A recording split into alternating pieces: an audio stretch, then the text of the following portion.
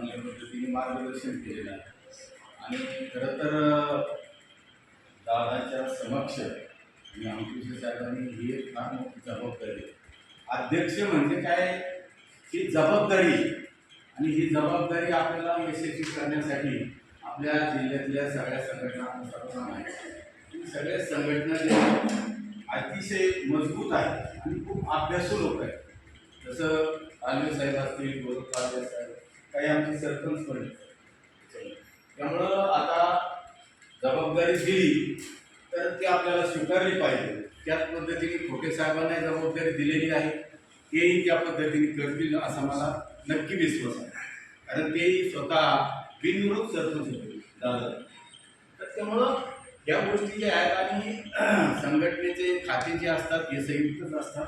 कारण माझ्याकडे 5 वर्ष महिला बचत गट असेल, हे सगळं आम्ही केलेलं आहे, संघटना केलेली आहे.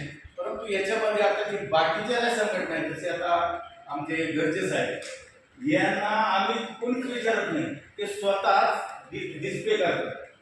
रक्कम आलेली, खर्च झालेली सगळे म्हणजे इतकं ॲक्युरेट त्यांचं आहे आणि जनसंपर्क जबरदस्त आहे. जसं दादांनी सांगितलं, तर कुणाला जर आपल्याला मतदारसंघामध्ये नियुक्त करायचं असेल तो सक्षमही असेल आर्थिक, परंतु त्या म्हणजे मतदारसंघामध्ये तो घरोघरी गेलेलाही पाहिजे. नाही गेला तर त्याला आता जावं लागेल. पण हे सगळे आम्ही संघटनेच्या अध्यक्ष निरीक्षण करून जातो आणि तसं तुम्ही सांगितलं अशा पद्धतीने नक्कीच कामं करायचं आशीर्वादाने आणि आमचे साहेबांच्या मार्गदर्शनाने नक्की प्रयत्न करू आणि यश हे आमच्या सैनिकाला नक्कीच मिळतं ही मला खात्री आहे. जास्त वेळ घेत नाही, दादांना जायचं आहे आणि एक 8 दिवसामध्ये सर्व संघटनेचे अध्यक्ष, सचिव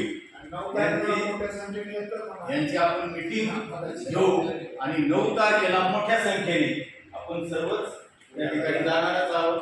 गरजे साहेब आहेत हे सगळे आणि आता बहुतेक संघटनेचे पदाधिकारी आहेतच इथे. तर आज फार मोठी आमचं जबाबदारी दिली आणि याचा निश्चितपणाने चांगल्या पद्धतीने आदर्श असा कारभार आणि निश्चितपणाने आणि विधानसभेमध्ये जाण्याचा 100% प्रयत्न होईल आणि तुमच्या आशीर्वाद यश मिळेल असे परमेश्वराने करतो आणि काम करू. जय हिंद, जय भारत.